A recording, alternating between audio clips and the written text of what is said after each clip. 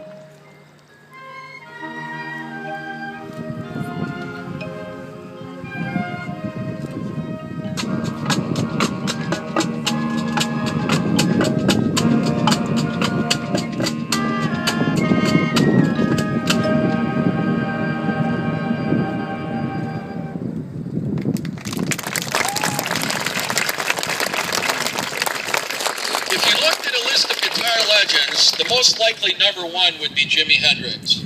Hendrix expanded the range and vocabulary of the electric guitar into areas no musician had ever ventured before, and his influence can still be felt today. All Along the Watchtower, while originally written by rock legend Bob Dylan, is one of Hendrix's greatest hits and is still covered by bands from all over the world.